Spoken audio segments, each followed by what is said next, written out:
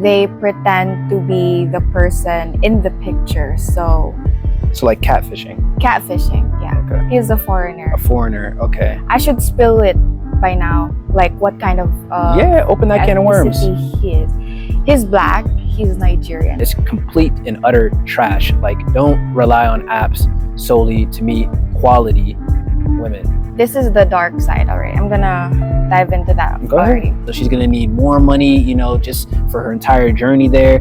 So he's like, all right, sends her more money so she can eat even more. He is suspicious. He has a lot of friends, especially here in Cebu. They're just like a small circle here in Cebu. Welcome back to Unpopular Tea. I'm Taj, and as I always say, we're not here to be politically correct. We're not here to win friends. We're not here to influence people. And I have a guest with me today who's actually been featured on the show before, and she's going to touch on a very, very important and also dark subject, but it's going to be very informational and very helpful to those watching. Without further ado, Lent, why don't you go ahead and introduce to the audience what today's topic is going to be about? Hey guys, I'm back. This is Lay. What we're going to talk about today is my experience about specific foreigners that I've known here, and I've got to really experience what they're like online and in person and what they do.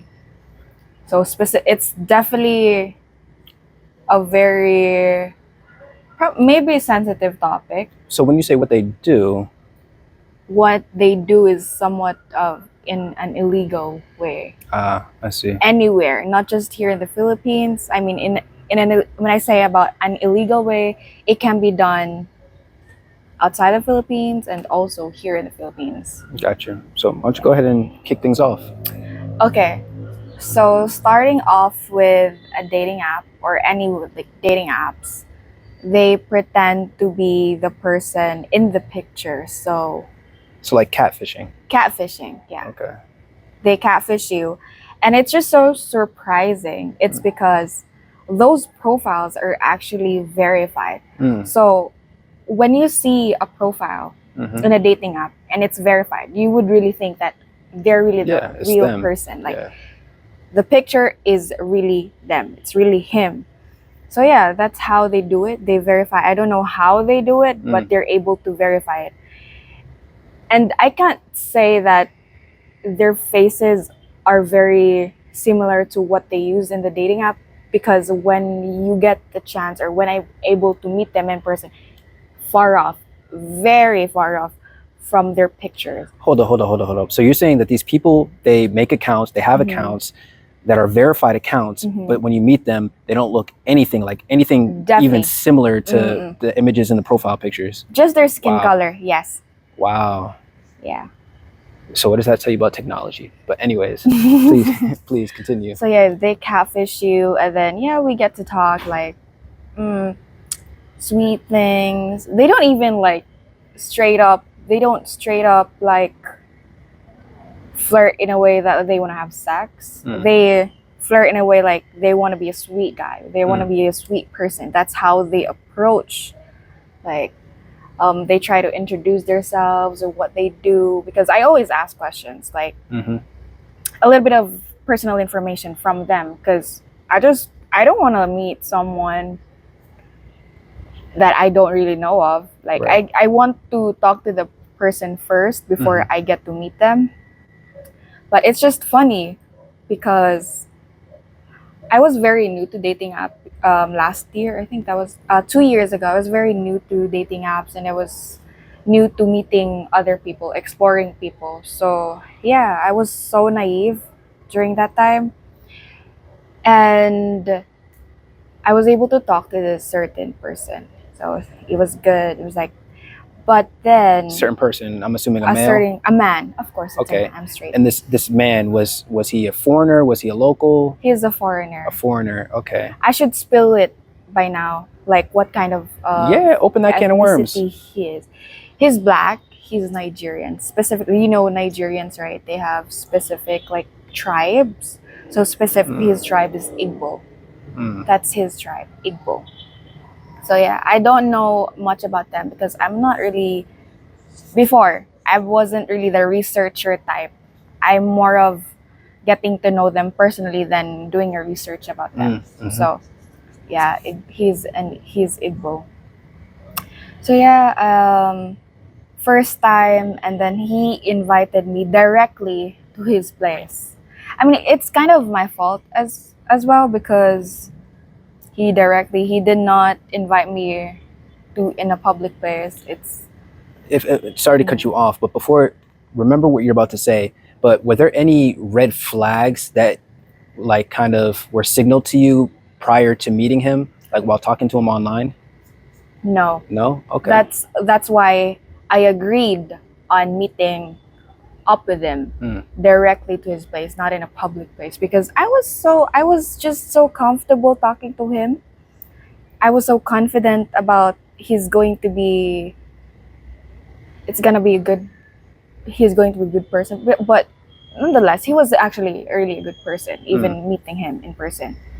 It's just that I did not have any clues about what he really looked like, because maybe I trusted more on the check mark on his profile and the dating app. I trusted more on that. And then, well, yeah, I always ask for their social medias first, specifically Instagram, because Instagram, they can always post something. And then he did give me a profile on Instagram, but he doesn't have any posts. He doesn't have a post. But what made me believe that he's true, it's because he has got a lot of followers. So technically, if I see someone with a lot of followers, that means he's really active there. It's technically, that's what I thought. That's what I thought. Understood. But I would say, yeah, that's definitely service level, because especially in in my, I'm not gonna say line of work, but in my interest, like trying to figure out ways to promote content online, you find out that there are services of people who actually, they cultivate Instagram accounts or different kinds of accounts and grow them to a certain number, and then they sell those accounts. Right. So we just always got to be aware of stuff like that, man. Don't, like, lesson learned, like, don't always trust those surface level things. And what I thought about that, maybe he's just a low-key guy. Maybe he just doesn't post, because I have friends who doesn't post a lot on his social medias as well. So I was like, maybe he just don't post a lot, And then I don't know, it did not get into me that he could actually generate followers. I mean, that's a thing. That's a simple hack way of getting followers, a lot of followers, but those are just bots. I did not think about it that time. So like, I thought those were real people, because I didn't really stalk the followers that much. I was like, okay, it's a nice following. His social is true. So yeah, I was like, okay, I can go ahead and meet him, even just not in. And then the place that he told me, or where he stayed, was also most likely like a public place, because he stays in a condominium. So thinking about his live in a condominium as a Filipino, or maybe just as a person, I would think, oh, okay, if he can afford a lifestyle here in the Philippines, like being able to rent a place like a condominium, even though it's just a studio type, then I think he's okay. Yeah, so I went there. As soon as he opened the door, I was like, wait, hold up. I was picturing the face in his profile while I was looking at his face, like, So at that point, when you opened the door and you realized that there was a mismatch between what you saw online and what you saw in person, like, what happened after that? Did you still decide to hang out with him, or did you bring it up to him at all? Don't hate me on this. I mean, I think most of y'all would judge me for saying yes. I did continue. I walked into the door. It's because he's cute. He's cute, and he's tall, he's black, and then he's remember, Ted Bundy was cute too. He was handsome to a lot of people. Who? Ted Bundy. I don't know. And Jeffrey Dahmer. And, I mean, yeah, but you know, I was Jim just like, Jones. you know, I was feeling the vibe as well, and I was kind of itchy. I kind of find it itchy, like I want some today. Itchy for what? Sex. Oh, did you get it from him? Of course. Oh, I'm not itchy like no, not disease. literally itchy like disease. I was you. like, you know, hunger. I was feeling it. I was in the heat. So I was like, fuck it. He's cute. He's tall. I like his body he's fit. So I went in, and then he was good because he was a good host as well. He bought me snacks, drinks, not even alcoholic drinks. So I was like, okay. And it was the first time that I got to meet someone who's able to treat me that way. Oh, really? Yeah. Nice. Because again, it was my first time exploring people. Right. And I didn't date yet that time. I did not have a real boyfriend that time. So, yeah. Yeah, I went on. And then, yeah, that's the thing, right? So, after that, we were good. And then, kind of seeing each other in a while. But then I felt like whenever we're not together, I felt like he's very distant.